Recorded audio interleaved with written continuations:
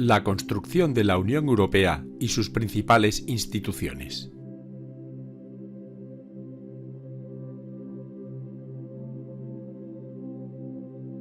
Y empezaremos con una breve introducción. La Unión Europea es una institución supranacional cuyos orígenes cercanos se remontan después de la Segunda Guerra Mundial.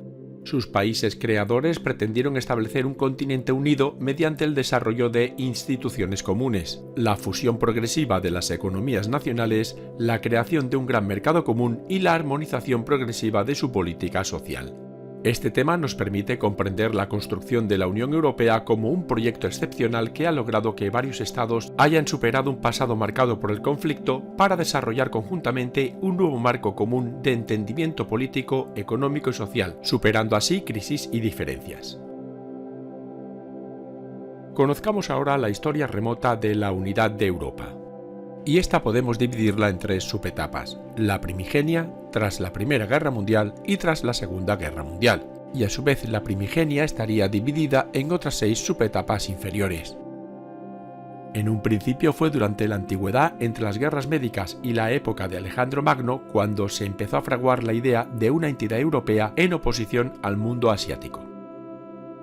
Roma fue continuadora de esta conciencia y su imperio nos dejó en herencia una unidad política remota, pero que quedó en la mente de los posteriores gobernantes. En la Edad Media, el Imperio Carolingio y el Sacro Imperio Romano Germánico trataron de reconstruir el antiguo Imperio Romano y unificar Europa occidental. En el siglo XVI, una serie de acontecimientos fueron vitales: la quiebra de la doctrina Universitas Christiana, los descubrimientos geográficos que ampliaron la visión del mundo conocido y el desplazamiento del centro de gravedad geoeconómico del Mediterráneo al Atlántico.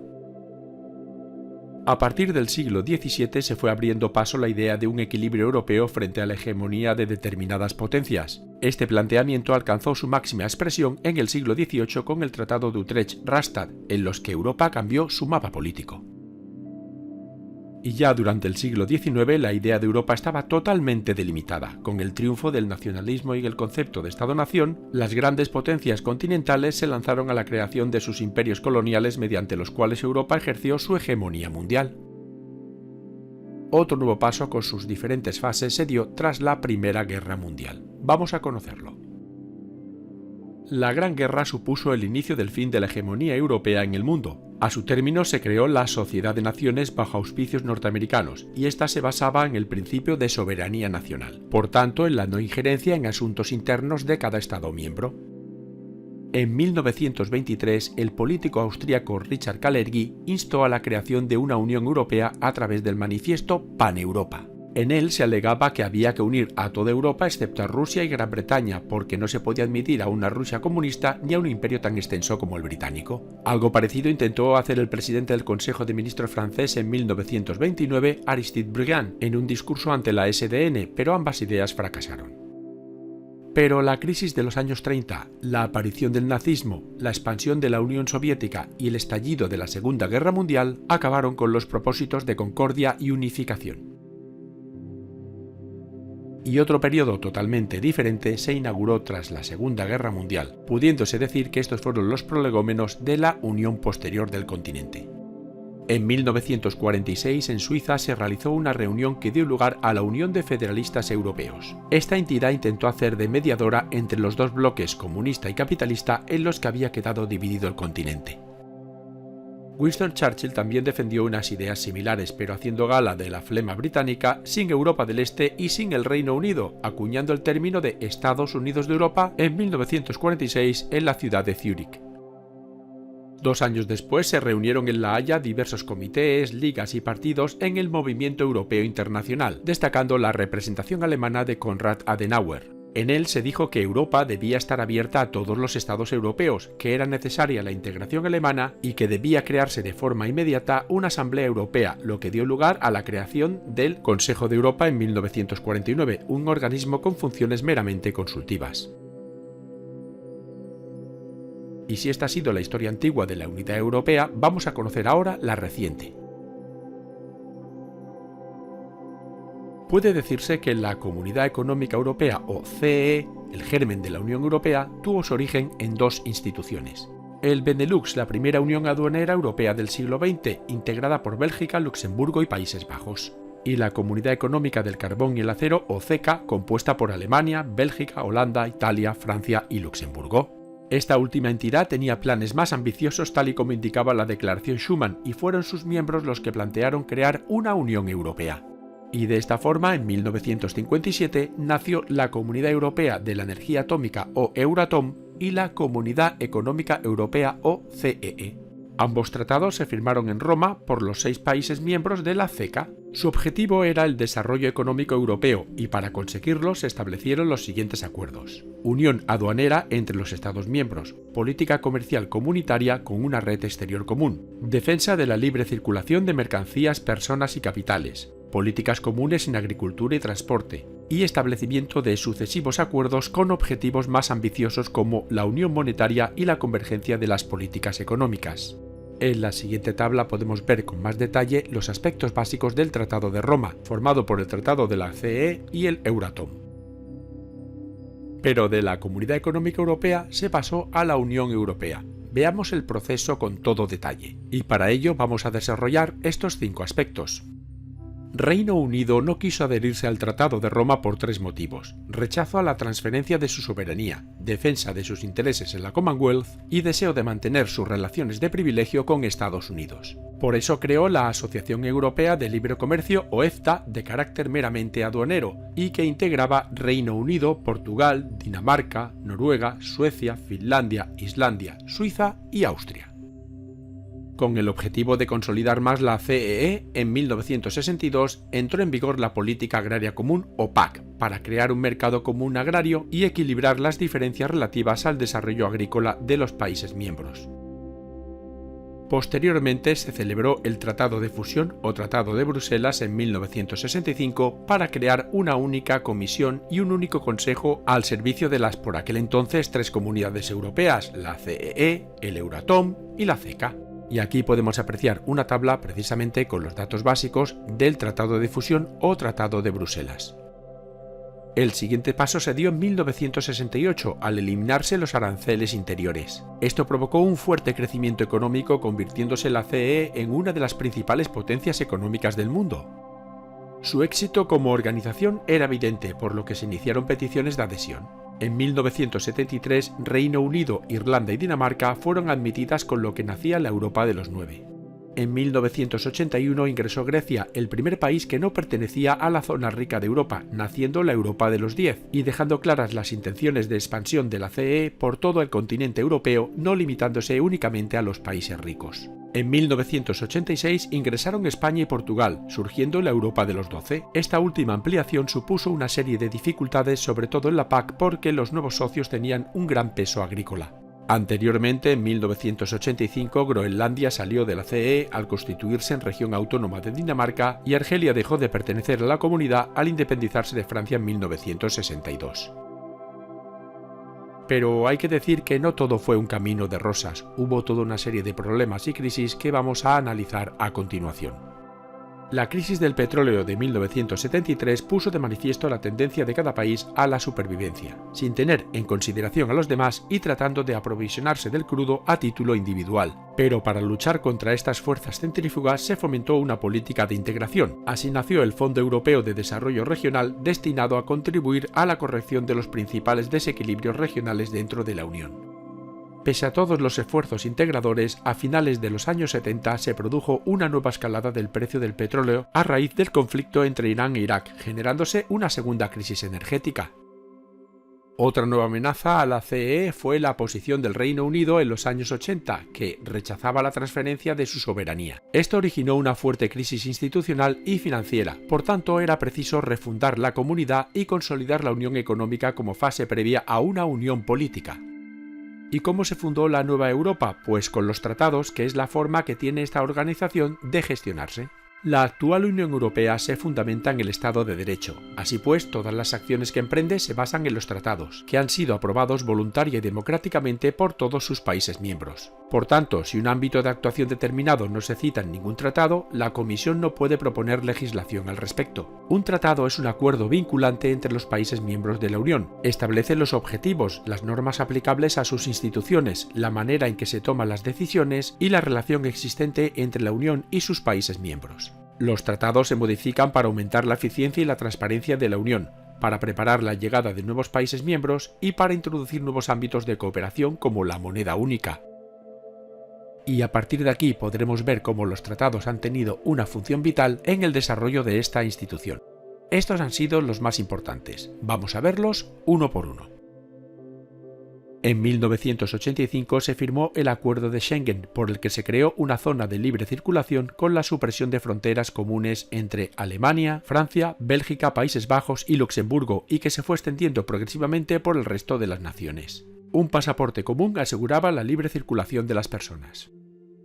En 1987 entró en vigor el Acta Única Europea, un nuevo tratado que ampliaba los objetivos iniciales de la CE, eliminando el término económico del título y pasándose a llamarse Comunidad Europea, dejando patente la voluntad de avanzar en nuevas direcciones. Este acuerdo fortaleció el papel del Parlamento Europeo, amplió las competencias en la legislación medioambiental y políticas de investigación y desarrollo, creó fondos estructurales para impulsar el desarrollo de nuevos Estados miembros y estableció las bases de una política exterior común de todos los países integrantes.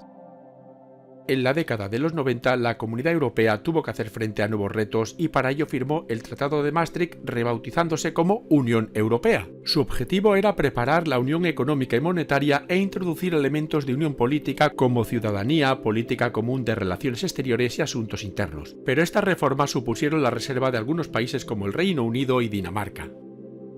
La revisión de este tratado dio como resultado la firma de otro acuerdo, el Tratado de Ámsterdam, y la aprobación de la Agenda 2000 para afrontar la llegada del siglo XXI. Sus objetivos eran reforzar las competencias de las instituciones con miras a la próxima ampliación, hacer del empleo y de los derechos de los ciudadanos el eje de la UE, suprimir los obstáculos a la libre circulación de personas, mercancías y capitales, reforzando la seguridad e impulsar la proyección internacional de la Unión.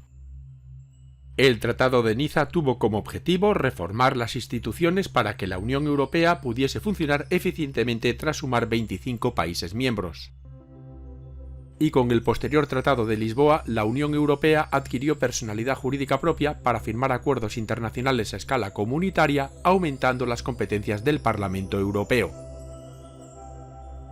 En la siguiente diapositiva podemos ver un gráfico cronológico con las diferentes etapas, así como los tratados y su duración en el tiempo.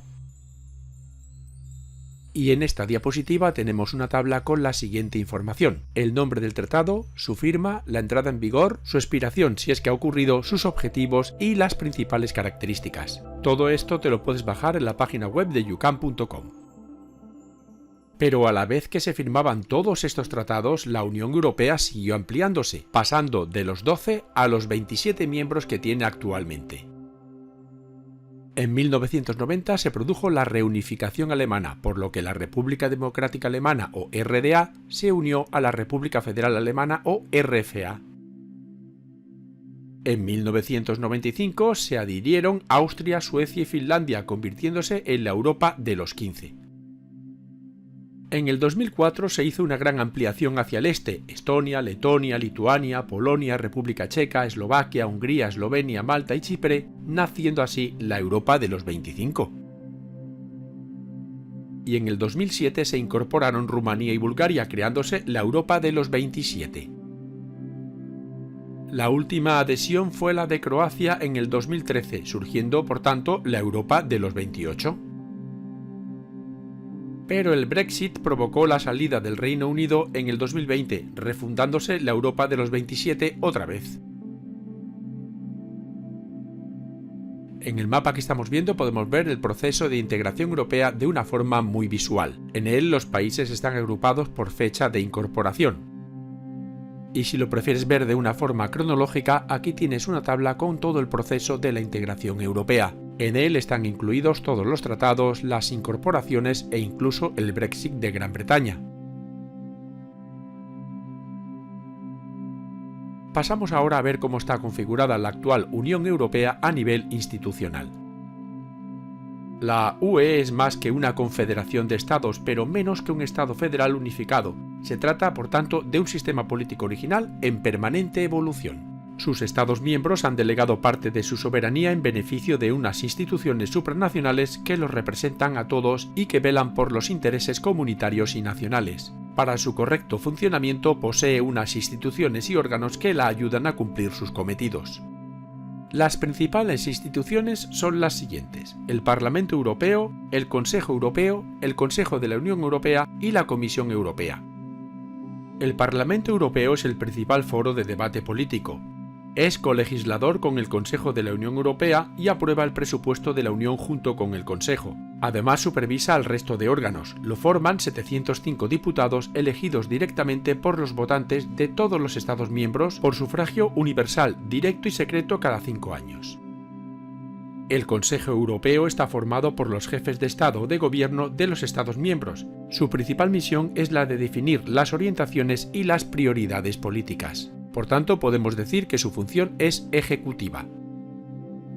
El Consejo de la Unión Europea también recibe el nombre de Consejo de Ministros. Además de aprobar las leyes y el presupuesto, junto con el Parlamento, coordina las políticas económicas y de seguridad. Cada Estado miembro ejerce la presidencia por turnos semestrales. Y la Comisión Europea representa el poder ejecutivo. Sus miembros son elegidos por los distintos gobiernos, y su presidente es elegido por el Parlamento, contando con 28 comisarios, incluido el presidente, que actúan como ministros. Propone nuevas leyes, aplica las políticas comunes, gestiona el presupuesto y representa a la Unión en el ámbito internacional. En esta tabla de resumen podrás ver de forma mucho más detallada todas las características que hemos comentado anteriormente, pudiéndotela descargar en nuestra web youcan.com. El trabajo de estas 4 instituciones, que abarca las funciones legislativa y ejecutiva, se complementa con la labor de otras 3, responsables de gestionar los aspectos judiciales, financieros y de auditoría de la Unión. El Tribunal de Justicia de la Unión Europea garantiza el respeto de la legislación comunitaria. Por consiguiente, tiene una función exclusivamente judicial. Su sede está en Luxemburgo. El Banco Central Europeo, o BCE, gestiona la política monetaria y estabiliza los precios en la eurozona. Dicho banco tiene su sede en la ciudad de Frankfurt, Alemania.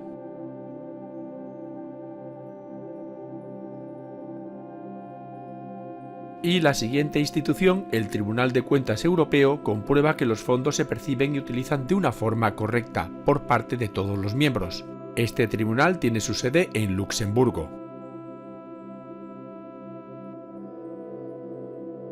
Al igual que en las 4 instituciones anteriores, en la siguiente tabla podrás ver y descargarte toda la información básica sobre estas 3 instituciones que hemos comentado anteriormente. Y además de las anteriores, hay toda una serie de órganos que desempeñan funciones específicas para ayudar a la Unión Europea a cumplir sus cometidos. El Servicio Europeo de Acción Exterior es el encargado de la diplomacia. El Comité Económico y Social Europeo es el órgano consultivo en materia económica y social. El Comité Europeo de las Regiones también es consultivo y está compuesto por representantes de entidades locales y regionales. El Banco Europeo de Inversiones concede financiación para proyectos que contribuyan a lograr los objetivos de la Unión. Ante el Defensor del Pueblo Europeo rinden cuenta las instituciones y agencias de la Unión. El Supervisor Europeo de Protección de Datos protege la intimidad de los ciudadanos y el Comité Europeo de Protección de Datos vela por la protección de estos datos. Y al igual que en el resto de las instituciones, en esta tabla que te puedes bajar podrás ver todas las principales características de estos órganos. Y para la ejecución detallada de la legislación, la Unión Europea cuenta con más de 30 agencias de diferente tipo, de igualdad, trabajo, medicamentos, transporte, alimentación, policía, drogadicción, medio ambiente, etc. Están repartidas por todo su territorio y todas tienen personalidad jurídica propia, se establecen durante un periodo indefinido y son distintas de las instituciones de la Unión.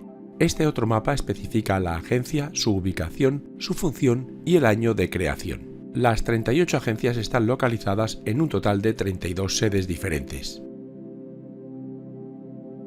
Y pasamos a conocer las diversas políticas que tiene esta original organización.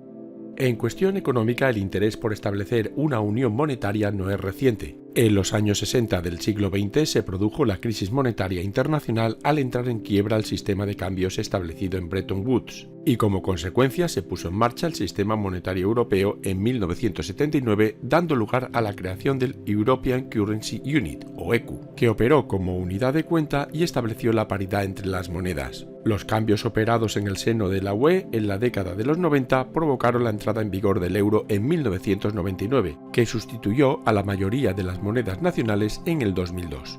El euro es la moneda de la eurozona, compuesta por 20 de los 27 Estados miembros, pero solo pudieron acceder a ella aquellos países que cumplieran toda una serie de requisitos muy estrictos que podemos ver a continuación. Los planes de convergencia tuvieron un coste social muy elevado en términos de desempleo y de reducción de programas sociales, aunque una vez superados, los beneficios de la nueva moneda fueron notables. Desde el 2002 hasta el 2008, el euro subió su valor más de un 83%, colocándose por encima de $1,6. Pero la crisis del 2007 dejó en evidencia las deficiencias del sistema, por lo que algunos países se plantearon la salida de la eurozona, y en julio de 2022 se regresó a la paridad con el dólar.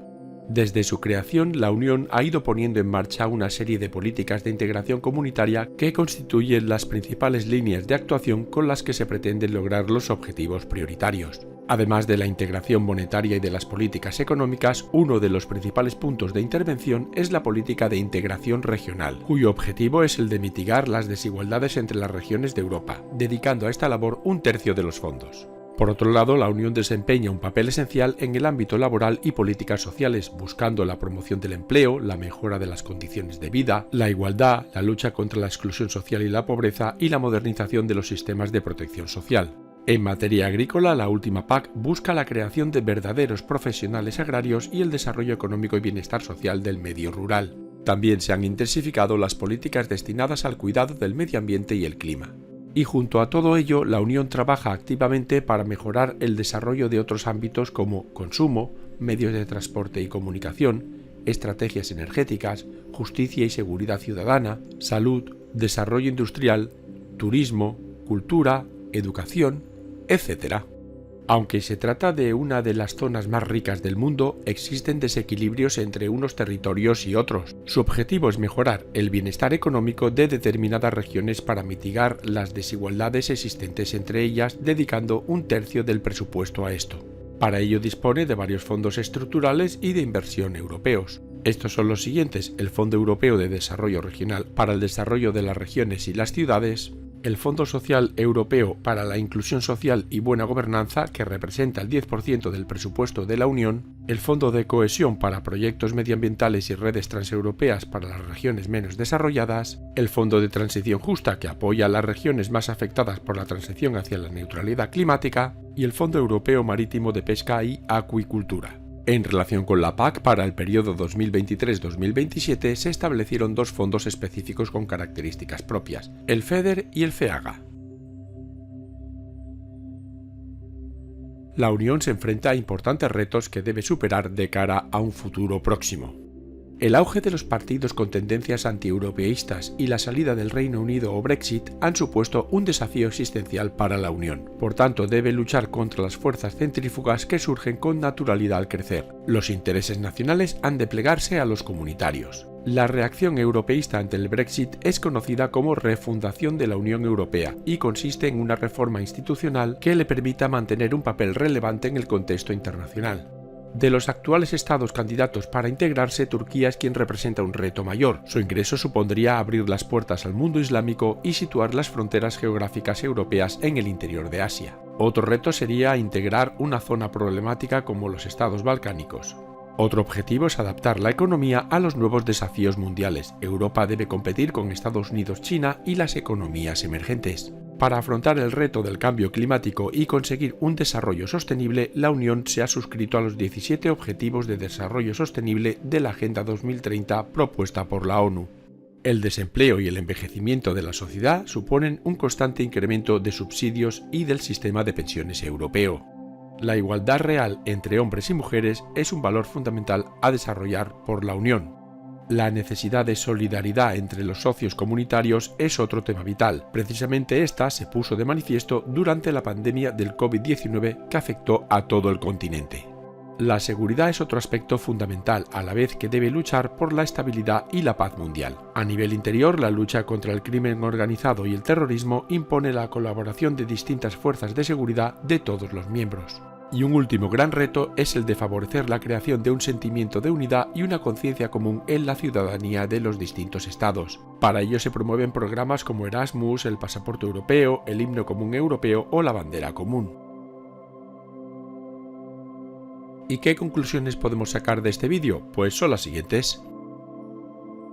Todos los análisis coinciden en que el crecimiento del PIB del conjunto de los países de la Unión es superior al que hubiesen alcanzado mediante sus políticas económicas independientes. Además, las políticas de cohesión económica y social han disminuido los desequilibrios regionales. La Unión Europea ha alcanzado la autosuficiencia en todos los órdenes económicos, especialmente en la agricultura, aunque también lo ha logrado en la ganadería, en la pesca, en la industria, en el comercio, en los transportes o en la banca, por citar algunos. Pero después de todos estos años se enfrenta a algunos importantes retos como la refundación tras la salida del Reino Unido, la crisis provocada por la COVID-19 y el conflicto armado entre Rusia y Ucrania. Todos estos golpes han empezado a destruir su imagen de invencibilidad, pero el singular valor que representa la Unión Europea es un ejemplo de superación de la división, así como de esfuerzo para la consolidación de un continente pacífico y próspero. Y esto ha sido todo. Si quieres ver más vídeos como este, entra en youcan.com. Muchas gracias por tu atención.